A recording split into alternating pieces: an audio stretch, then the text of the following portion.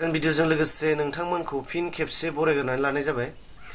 आसा खालामो नोंथांमोना भिडिअखौ मोजाङै नायलांजोबगोन आरो बुजिगोन होननानै। मानि सायाव सावरायगोन नोंथांमोना मिन्थिखाबाय थाम्बनेल आरो टाइटेलखौ नायनानै, नङा होमबा? दा जोंहा गेदेमा रनजन सारा डियार नाब्ला सारा आसाम हाइकर्टनि गेजेरजों मानि थाखाय उइद्र माने गवाखसै, मानो बेखौ आसाम आयेना हाइकर्टआ मानो बेखौ लाइफ सेन्टेन्स होबावखो, दा बेनि बारै एसे सावरायगोन होननानै आं सानदों, जाहाथे नोंथांमोना एसे मोजाङै बुजि। दा बे जाय आसामनि जाय हाइकर्ट, बे हाइकर्टआ रनजन सारखौ लाइफ सेन्टेन्स होफिननायनि गुबै जाहोनखौ आङो आसामनि बिजेपिनि राजनितिक दोलो बायदि आं मोनो आरो।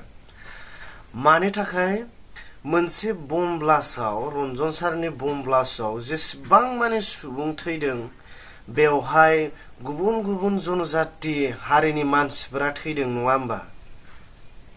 दा बै थैनायफोरखौ जेब्ला लवार कर्टआ सोङो फेमिलिफोरनियाव, बा दिनैसिमबो सोङो, अब्ला मोनसेल' खोथा बुङो जे फासि होनांगौ, नङा होमबा? दा बिजेपि सरकारा ओरैबायदि मोनसे बिजेपि दोलोआ, बियो भारत जनता पार्टी, नङा होमबा ना? जनता पार्टी होनना बुंदों नालाय, बिनि रायजो राजाखौ लानानै, दा बेयाव मात्र सोरबा एसामिस सोरबा बर'खौल' लानानै बिजेपि जायाखै, जेरैबायदि जोंनि बिपिएफ फोरबायदि जायाखै नालाय।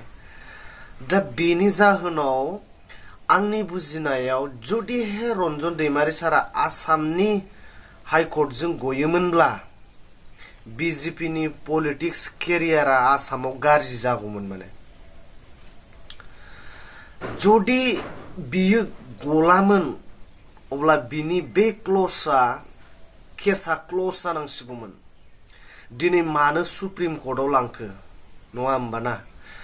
बे सुप्रिम कर्टआव लांनायनि जाहोना जाहैबाय रनजन सारा आयेननि गेजेरजों गगोन, बेयाव मोनसे बाथ्रा हाबना दङ आंनि नुनायाव। दिनै बर'नि इउपिपिएल पार्टिया सुप्रिम कर्टआव लांदोंबाबो बेयाव बिजेपियाबो थोंजोङै नङाबाबो खेंसालिया सापर्ट होदों।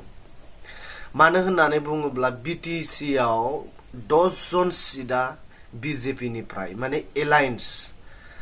दा बेनि आसामनि बिजेपियाबो रनजन दैमारिखौ थोंजों नङाबाबो खेंसालियायै होनाय जादों आरो हेफाजाब।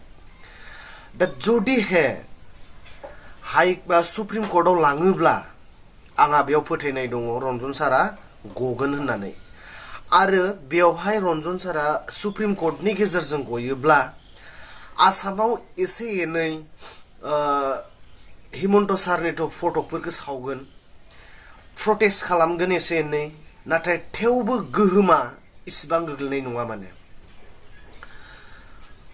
100आव 70%आ मोजाङावनो थागोन, जास्ट 30%सो 25%सोआल'सो प्रटेस्ट खालामगोन, गाज्रि मोननायखौ फोरमायगोन। आरो बियो आसामनि बिजेपि जाय राजनितिक दोलो, जाय राजनितिक गेलेनाय, बेयाव गाज्रियै गोहोम खोख्लैनाय नङा आरो। दा बेनि थाखायनो आसामनि जायबा पलिटिक्सनि जाय स्पिरिटखौ बेखौ खम खालामा होननानै, बेफोरबायदि खालामनो हाया, बिजेपिखौ आसामाव मुगैजानाय खालामनो हाया, बै बे षड़यन्त्रजों आंनि बुजिनाय बायदिब्ला रनजन सारखौ आसामनि हाइकर्टआ बेखौहाय उदां खालामाखै, बेखौ हाइकर्टआव लांनाय जादों आरो। हाइकर्टआव बिनि केसखौ जोंनि आसामावथ' खालामनाय जाला, बेखौ दिल्लीयावसो खालामसिगोन नालाय। अब्ला आसामाव बिनि जेबो इसिबां गोहोम गोग्लैनाय नंला। बेवहाय माने पार्टिखौ बासायनो थाखाय मामाया बाथ्रा बुंनो हानाय जाहैसिगोन आरो। बे आंनि बुजिनाय। बे बाथ्राया सिङाव सैथोबो जानो हागौ आरो नङाबो जानो हागौ, आं बेखौ बुंनो हाया। नाथाय आंनि बुजिनायाव बेनो, आरो बेनि अनगा नङा बायदि आं सानो आरो। दा जुदि रनजन सारा सुप्रिम कर्टनि गेजेरजों गयोब्ला उदां जायोब्ला सिङाव हाबनानै थानाय बाथ्राया बेनोमोन आरो बेनि अनगा बेलेग थानाय नङा। दा बे बाथ्राखौ दा आं जाय भिडिअ बानायदों बे भिडिअखौ जे आं बानायनांगौना बानायनाङामोन, नाथाय आं गोबां साननानै बानायदों माखासे रायजो राजाफ्रा एसे मिथिथों होननानै। नाथाय गेदेमाफ्रा निस्सय बुजिगोन, सानगोन बे भिडिअखौ बानायनाङामोन होननानै सानगोन आरो।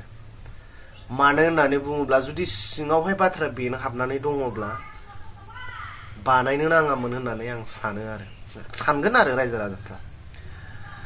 दा बेनो आंनि बुजिनाय, आंनि साननाय, आंनि जायबा सिंनिफ्राय आरो एसे बानायनाय, बेयावहाय आं बेखौनो ट्रु आरो रियेल होननानै आं सानो। आरो आंहा फुल्लि फोथायनाय दं सुप्रिम कर्टनि गेजेरजों रन्जन सारा उदां जागोन।